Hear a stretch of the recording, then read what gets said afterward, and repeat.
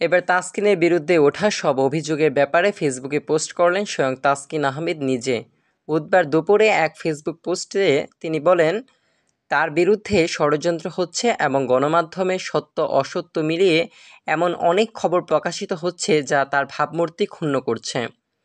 সেই ফেসবুক স্ট্যাটাসটিতে তিনি লিখেন, আসসালামু আলাইকুম, আশা করি সবাই ভালো আছেন।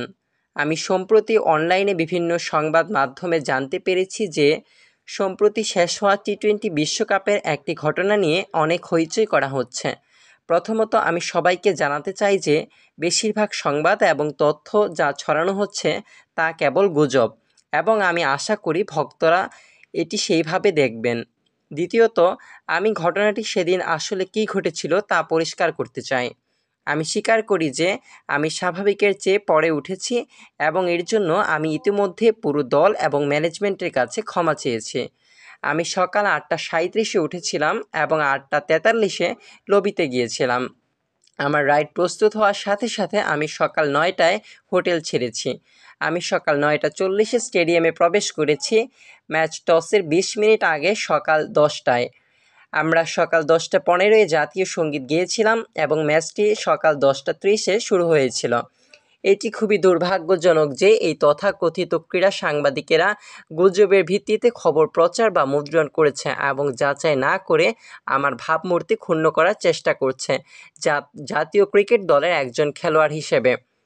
যারা আমাকে চেনেন তারা জানেন আমি আমাদের দেশকে কতটা ভালোবাসি এবং বাংলাদেশকে প্রতিনিধিত্ব করার জন্য কতটা নিবেদিত, উৎসাহী এবং গর্বিত।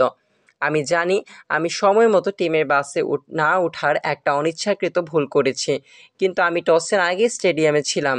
আমার চূড়ান্ত দলে নির্বাচিত না হওয়াটা টিম ম্যানেজমেন্টের সিদ্ধান্ত ছিল, যা সঠিক টিম কম্বিনেশন পাওয়ার সাথে সম্পর্কিত, এবং এটি আমার টিম বাসে না ওঠার ব্যর্থতার সাথে সম্পর্কিত ছিল না।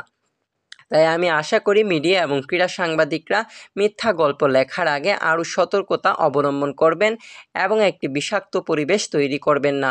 এটি কেবল আমাদের খেলোয়াড়দের ক্ষতি করে না, বরং আমাদের দেশের সামগ্রিক চিত্রকে ক্ষুণ্ণ করে। আমি বিশ্বাস করি আমরা সবাই সৎ এবং পেশাদার সাংবাদিকতা আশা করি যাতে জাতি হিসাবে এগিয়ে যেতে পারি। ভবিষ্যতে আমি আইনিভাবে এই ধরনের বিষয়ে ব্যবস্থা গ্রহণ করব, যাতে কেউ আমার ক্রীড়াবিদ বা মানুষ হিসেবে আমার সুনাম বা অখণ্ডতা ক্ষুণ্ণ করার চেষ্টা না করে। আমার সকল ভক্তদের ধন্যবাদ তাদের অব্যাহত সমর্থনের জন্য।